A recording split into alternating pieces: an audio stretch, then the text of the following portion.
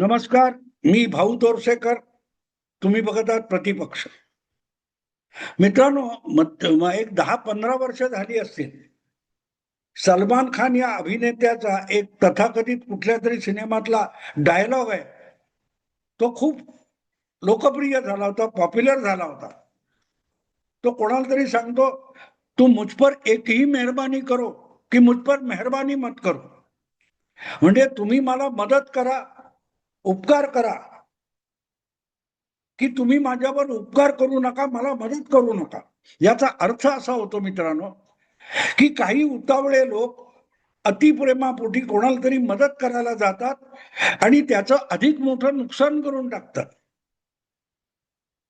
आजकाल महाराष्ट्रात नव्याने उपमुख्यमंत्री झालेल्या आणि पहिल्या महिला उपमुख्यमंत्री असलेल्या अजितदादांच्या पत्नी सुनेत्रा वहिनी यांची अवस्था काहीशी तशी झालेली आहे.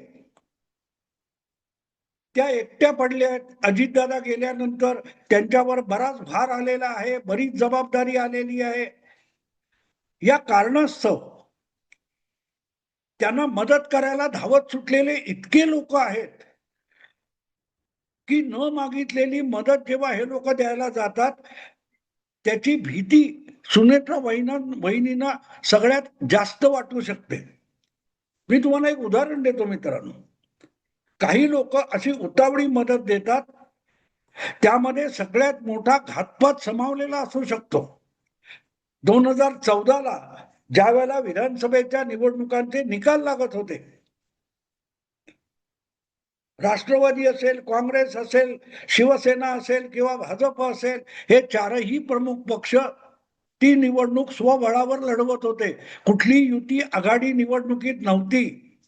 ज्या काही जागा मिळतील त्या प्रत्येक पक्षाच्या आपापल्या लोकप्रियतेच्या आधारावर मिळणाऱ्या होत्या.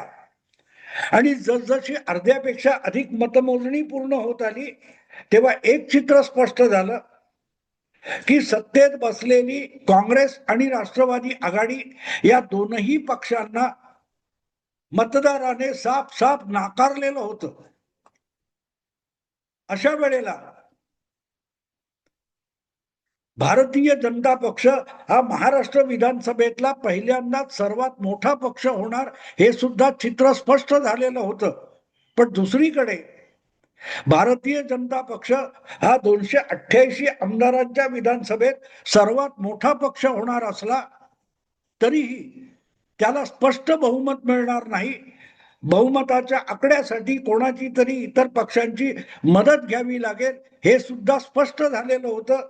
अशा वेळेला शरद पवारांनी एक डाव टाकला होता, की महाराष्ट्राला त्रिशंकू विधानसभा परवडणारी नाही आणि लगेच परत एकदा मध्यावधी निवडणूक परवडणारी नाही. म्हणून सर्वात मोठा पक्ष म्हणून जनतेने ज्या भारतीय जनता पक्षाला कौल दिलेला आहे, त्यांनी सरकार बनवण्याला राष्ट्रवादी काँग्रेस बाहेरून पाठिंबा देईल, बिनशर्त पाठिंबा देईल. आता गंमत बघा, हा पाठिंबा भारतीय जनता पक्षाने मागितलेला नव्हता आणि शरद पवारांनी भाजपच्या विरोधातच निवडणूक लढवली होती. पण मग शरद पवार हे इतके उदात्त का झाले होते? त्यांच्या डोक्यात वेगळाच डाव होता आणि नंतर त्यांनी तो कबूल केलेला आहे,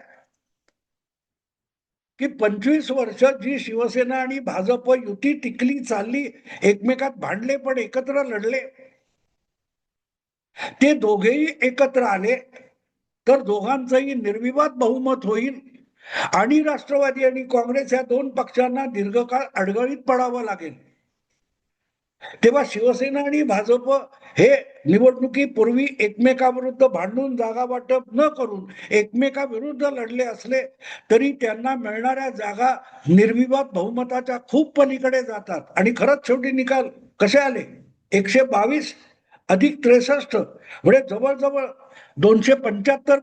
175 वगैरे जागा या दोन पक्षांना मिळालेल्या होत्या.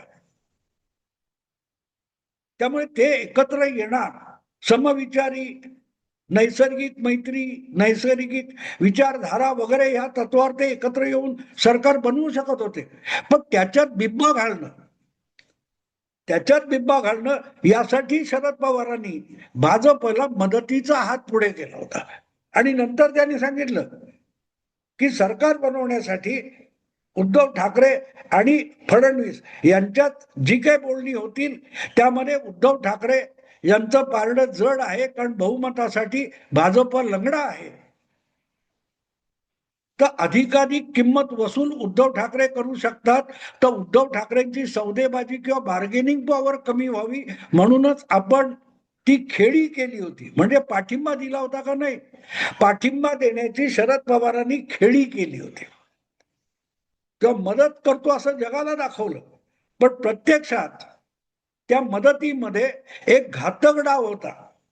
आणि ही गोष्ट आपण लक्षात घेतली पाहिजे की न मागता जेव्हा कोणीतरी तुमच्याविषयी फार उमाळा आल्यासारखं मदतीला धावून येतं, तेव्हा चिंता करा की हा खरोखर मदतीला आलाय की तो विश्वासात घेऊन घात करायला आलेला आहे. आणि ज्या वेळेला तुम्ही प्रचंड दुःखात असता, प्रतिकूल परिस्थितीमध्ये असता, अशा वेळेला तुमच्या मदतीला धावून येणारा माणूस हा तपासून घ्यावा लागतो. अदरवाईज तो तुमच्या फार मोठा घात करण्याची शक्यता असते. कारण एक तर तुम्ही त्यावेळेला नाजूक आणि दुबळे असता, प्रतिकूल परिस्थितीमध्ये भावनांमुळे अशा वेळेला घात सहजगत्या होऊ शकतो. आणि म्हणून समोर मदतीला धावून येणारा हा प्रत्येक जण प्रामाणिकपणे मदत करायला आलेला नसतो, तर आपला कुठला तरी स्वार्थ साधण्यासाठी धावून आलेला असतो.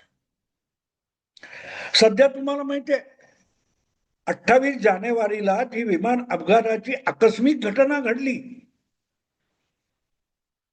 त्यामध्ये महाराष्ट्राचे तत्कालीन उपमुख्यमंत्री अजितदादा पवार यांचं आकस्मिक निधन झालं, भीषण निधन झालं. आणि त्यामुळे त्यांच्या पत्नी आणि 2 मुलं यांच्यावर दुःखाचा डोंगर कोसळलेला आहे. आणि त्यातून एका बाजूला घर सांभाळणं, एका बाजूला आपलं कुटुंब सांभाळणं, आणि पतीने जी राजकारणाची जबाबदारी घेतलेली होती त्यातून तो उठून गेल्यानंतर त्या राजकारणी त्या पक्षाचा संसार सांभाळणं, अशी प्रचंड जबाबदारी एक गृहिणी म्हणून काम केलेल्या सुनेत्रा वहिनींवर येऊन पडलेली आहे. आणि अशा वेळेला बिचारी बिचारी बिचारी म्हणून त्याच्या मदतीला धावलेले जे लोक आहेत त्यांना म्हणूनच चाळणीतून तपासून घ्यावं लागतं. आणि मग यात कोण खरा आहे, कोण खोटा आहे, कोण किती प्रामाणिकपणे आपल्या मदतीला आलेला आहे आणि कोण आपला डाव साधायला तिकडे धावून आलेला आहे. मी याविषयी वारंवार गेल्या महिन्याभरात विवेचन केलेलं आहे. सगळ्यात पहिल्यांदा त्या दुसऱ्या दिवशी 24 तासात अजितदादांच्या मृत्यूनंतर त्यांचा जो अंत्यसंस्कार चालू होता त्यामध्ये ज्या प्रकारे प्रियाताई वागत होत्या त्यांच्या देहबोलीवरून काहीतरी विचित्र घडतंय हे जाहीरपणे बोलण्याची हिंमत मी केली होती. त्यानंतरच्या काळात ज्या शरद पवार गटातून बाहेर पडून, शरद पवार पक्षातून बाहेर पडून अजितदादांनी आपली वेगळी चूल थाटली, त्या शरद पवार गटातले नेते प्रवक्ते ज्या प्रकारे 2 पक्षांच्या विलिनीकरणाचा डंका पिटायला लागले, ते दुसरं पाऊल होतं. दुसरं पाऊल होतं की आता कोण सांभाळणार. म्हणजे जणू काय अजितदादांनी बाहेर पडल्यानंतर जो पक्ष उभा केला, परत एकदा 40-41 आमदार निवडून आणले, ते अजितदादा वगळता त्यांच्या पक्षात सगळे दगड-धोंडे भरलेले होते. अजितदादा गेल्यानंतर आता त्यांचा पक्ष कोण सांभाळणार. शरद पवारांविरुद्ध बंड करताना ज्या सुनील तटकरेंनी, ज्या प्रफुल्ल पटेलांनी, ज्या छगन भुजबळनी अजितदादांना साथ दिली ते सगळे नालायक होते. आणि ज्यांनी साथ दिली नाही त्या सुप्रियाताई असतील, तुमचा रोहित दादा असतील किंवा जयंत पाटील असतील, जितेंद्र आव्हाड असतील, शशिकांत शिंदे असतील, हे मात्र अजितदादांचा पक्ष सांभाळू शकतात. काय नॅरेटिव्ह पुढे आणला बघा. ज्यांनी पक्ष अजितदादांसोबत राहून शरद पवारांची पंगा घेऊन उभा करण्यामध्ये अजितदादांना मदत केली, ते पक्ष चालवायला नालायक आहेत किंवा ते पक्ष बळकावतील. अरे मग अजितदादा वेगळे झाले तेव्हा जयंत पाटील, रोहित दादा, शशिकांत शिंदे, जितेंद्र आव्हाड हे सुद्धा अजितदादांबरोबर गेले असते तर सुनील तटकरे, प्रफुल्ल पटेल इतके मोठे झाले नसते. ज्या आत्मविश्वासाने अजितदादांनी आपल्या काकांची साथ सोडली, तेव्हा त्यांच्याबरोबर जे आले त्यांनी अजितदादांवर विश्वास ठेवला होता आणि अजितदादांनी त्यांच्यावर विश्वास ठेवून हा वेगळा पक्ष उभा केलाय. आणि त्यावेळेला अजितदादांचा पक्ष कसा टिकणार नाही, त्याला ते चिन्ह मिळू नये, त्याला ते नाव मिळू नये, त्याला मतं मिळू नये, म्हणून ज्यांनी आटापिटा केला ते युगेंद्र पवार, ते रोहित दादा आज अजितदादांचा पक्ष सांभाळणार. अजब गोष्ट आहे. म्हणजे भारताची सुरक्षा व्यवस्था बांगलादेश किंवा पाकिस्तानच्या सेनेकडे द्यावी, कारण भारताच्या सेनेला किंवा भारताच्या सेनेमुळे भारताला धोका आहे, या स्वरूपाचं जे काय विवेचन असतं त्या प्रकारचंही विवेचन झालं. आणि हे सगळं राजकारणापासून अलिप्त राहून सुनेत्रा वहिनी डोळसपणे बघत होत्या. सुनेत्रा वहिनी राजकारणातल्या स्पर्धक नव्हत्या. त्यामुळे सुप्रिया ताई असोत, रोहित पवार असोत, युगेंद्र पवार असोत, यापैकी कोणालाही कधी सुनेत्रा वहिनींची भीती वाटली नाही. कारण वेळ आली तर सुनेत्रा वहिनीला आपण असं चुटकी सरशी गुंडाळू शकतो याचा प्रत्येकाला आत्मविश्वास होता. आणि या प्रत्येकाच्या चाली तुम्हाला आठवत असेल तर लोकसभा आणि विधानसभा बारामतीच्या दोन्ही निवडणुकांमध्ये अजितदादांचा सगळा पवार परिवार हा त्यांच्या विरोधात उभा ठाकला होता. किती भाऊ, किती बहिणी, किती पुतणे, किती भाचे हे अजितदादांना बारामतीतून निवडून आणायला किंवा सुनेत्रा वहिनीला बारामतीतून निवडून आणायला पुढे आले होते. अगदी सख्खा भाऊ श्रीनिवास पवार आणि त्यांचा पुत्र युगेंद्र पवार यांनी बारामतीच्या काय काटेवाडीच्या मंदिरामध्ये ग्रामस्थांची बैठक घेऊन अजितदादा आणि सुनेत्रा वहिनी यांच्या विरुद्ध कसा प्रचार केला होता, व्यक्तिगत दोषारोप करत. काकांची दगाफटका केला, घरच्या मूळ मुख्य पुरुषाची वगैरे वगैरे हे बोलणारे आपल्याला कसं वागवत होते हा अनुभव सुनेत्रा वहिनींनी घेतलेला आहे. अगदी तथाकथित वयोवृद्ध अनुभवी सासरा, 30-35 वर्ष जी मुलगी सून म्हणून आपल्या गावात येऊन राहिली, आपल्या घरात येऊन राहिली, आपल्या परिवारात राहून राहिली, तिला बाहेरची म्हणत होता. असे लोक जर आज सुनेत्रा वहिनीविषयी नको तितकी आपुलकी आस्था दाखवत असतील तर असल्या आस्था आपुलकीची सुनेत्रा वहिनींना जास्त भीती वाटेल. साधी सरळ गोष्ट आहे. यासाठी फार मोठं सायकोलॉजिकल मानसिक विवेचन करण्याची गरज नाहीये. पण या गोष्टी होत असतात मित्रांनो, होत असतात. हा मानभावीपणा सातत्याने चालू असतो. आणि यामध्ये शरद पवार असोत किंवा सुप्रियाताई असोत आणि रोहितदादा पवार असो, हे तर वाकबगार आहेत.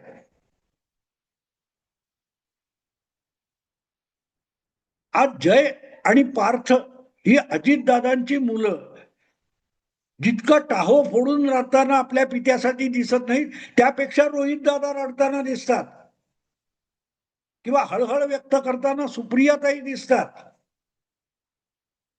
मग हा सगळा जो पुळका आहे हा लोकसभा विधानसभेच्या वेळेला कुठे गेला होता? अजितदादा हा एक घरातला व्यक्ती नव्हता. अजितदादा हा सार्वजनिक जीवनातली व्यक्ती होता, राजकीय नेता होता, त्याचा एक पक्ष होता आणि आहे. त्याच्या भल्यासाठी किंवा त्याच्या कुटुंबियांच्या भल्यासाठी आज ज्यांना ज्यांना मोठा पुळका आलेला आहे त्यांना 1-1.5 वर्षापूर्वी कुठचा विंचू चावला होता नसेल तर आज ते सगळं जी काय आस्था आपुलकी दाखवतात ती शुद्ध ढोंग असत.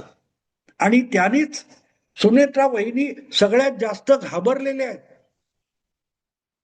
त्यांच्या पक्षाचा अध्यक्ष, राष्ट्रीय अध्यक्ष कोण व्हावा, उपमुख्यमंत्री कोण व्हावा याची फिकीर रोहितदादा पवारला जास्त आहे.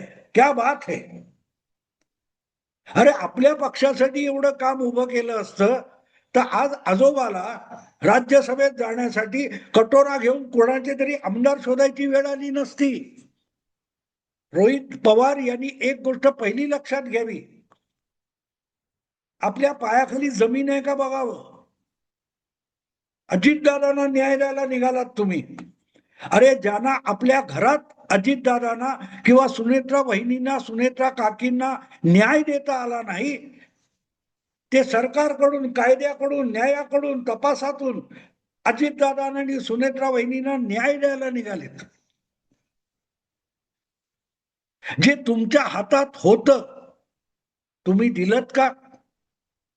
तुम्ही दिलत का? अजितदादा तरी प्रामाणिक होते. सुप्रिया विरुद्ध पत्नीला निवडणुकीत उतरवायला नको होतं, हा एवढं बोलण्याचा प्रामाणिकपणा त्यांच्याकडे होता.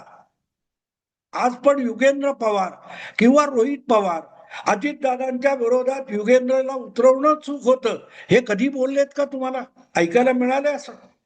कारण शुद्ध ढोंग आहे. आणि या असल्या ढोंगी लोकांच्या सहवासात 30-35 वर्ष काढल्यानंतर सुनेत्रा वहिनी या अनुभवाने पवार परिवार ओळखू शकलेले आहे. आणि म्हणूनच त्यांना सुनील तटकरे किंवा प्रफुल्ल पटेल यांची भीती वाटत नाही, अजिबात भीती वाटत नाही. ते आपल्याशी दगा फटका करतील अशी सुतराम शक्यता सुनेत्रा वहिनींना वाटत नाही. कारण ज्यांच्या बरोबर 3 दशकापेक्षा अधिक घालवलेत पवार म्हणून पवार कुटुंबात, त्यांच्यावर विश्वास ठेवता येत नाही इतका विश्वास सुनेत्रा वहिनी, प्रफुल्ल पटेल आणि सुनील तटकरेंवर ठेवू शकतात. कारण आपली सगळी राजकीय प्रतिष्ठापणाला लावून, पदपणाला लावून हे 2 नेते अजितदादांबरोबर उभे ठाकले. वेळ आली तर शरद पवार आपल्याला कुठल्या कुठे लढवतील ही भीती असताना सुद्धा सुनील तटकरे उभे राहिले. बारामतीची जागा अजितदादांनी लोकसभेची गमावली, पण रायगडची जागा सुनील तटकरेंनी टिकवली. तरी सुनील तटकरेंनी पक्षाचा मोठा नेता होण्याची किंवा अजितदादांना रिप्लेस करण्याची मनीषा बाळगली नाही. त्यांच्यापासून सुनेत्रा वहिनींना धोका नसतो. पण अजितदादांच्या चितेला अग्नी दिला जाण्यापूर्वी ज्यांनी अजितदादांचा पक्ष बळकावण्यासाठी विलिनीकरणाचं नाट्य रंगवलं त्यांच्यापासून आपल्याला धोका आहे हे न समजण्या इतक्या सुनेत्रा वहिनी दुधखोळ्या बिलकुल नाही, बिलकुल नाही. आणि म्हणूनच आज घडीला सुनेत्रा वहिनी घाबरलेले आहेत, नक्कीच आहेत. पण त्या घाबरलेल्या आहेत त्या काटेवाडीतल्या आपल्या परिवाराला घाबरलेल्या आहेत, जो थेट अजितदादांचा परिवार नाहीये, जो शरद पवारांच्या प्रभावाखाली खोटी नाट्य प्रेमाची मोठी नाटकं रंगवतोय. अशा पवार परिवारापासून सुनेत्रा पवार घाबरलेल्या असू शकतात, याविषयी माझ्या मनात शंका नाही. आत्ता थांबतो. आवडलं लाईक करा, शेअर करा आणि प्रतिपक्षाला सबस्क्राईब करा. नमस्कार.